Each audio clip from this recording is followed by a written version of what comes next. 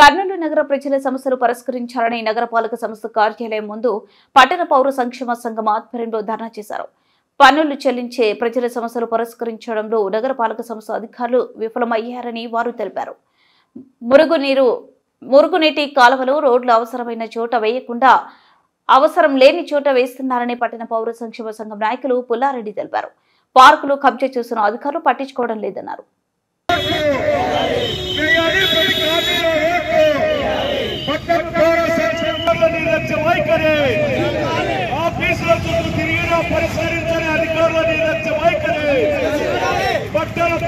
సంక్షేమ సంఘం నీటి ట్యాంకులు ఉపయోగించుకోవాలి. మన 3 ఏళ్ల నుండి పరిష్కారం కాని బాలాజీ నగర్ లో నీళ్ల ట్యాంకు సమస్యను 13 ఏళ్లుగా పరిష్కారం కాని బాలాజీ నగర్ లో నీళ్ల ట్యాంకు సమస్యను పట్టణ పౌర సంక్షేమ సంఘం పరిష్కరించాలి. నగరంలో మురుగునీటి సమస్యను జిల్లా కేంద్రంలో నగరపాలక సంస్థ అధికారులు ప్రజల సమస్యలను పట్టించుకోవడం లేదు.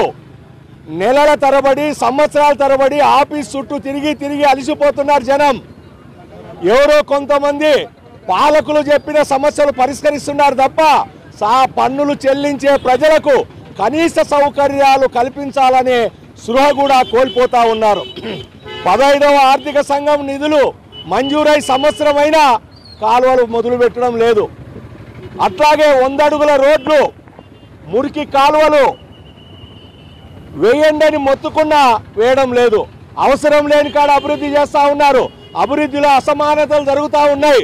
ప్రజలకు ఎక్కడైతే సౌకర్యాలు అవసరమో ఆ రకంగా అభివృద్ధిలో సమానత పాటించడం లేదు.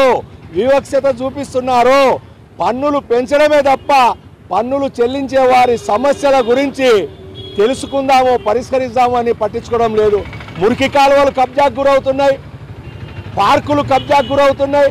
మరి ఏం చేస్తున్నట్టు అధికారులు? అరే కాలువలు శిథిలమైపోయి కాలువలు మురికితో నిండిపోయినా శుభ్రం చేసే దిక్కు లేదు. అలాగే ఈరోజు దాదాపు 100 వాహనాల కొరత ఏర్పడింది. రెడ్డి ఏజెంట్స్కి సంబంధించి డబ్బులు చెల్లించనందువల్ల ఆర్థిక సమస్యలు 90 వాహనాలను సీల్ చేశారు. మరి 90 వాహనాలు లేకపోతే కర్నూలులో పారిశుద్ధ్యం ఎలా ఉంటుంది? చెత్త ఎత్తే దిక్కు లేదు. కాబట్టి మేము ప్రభుత్వం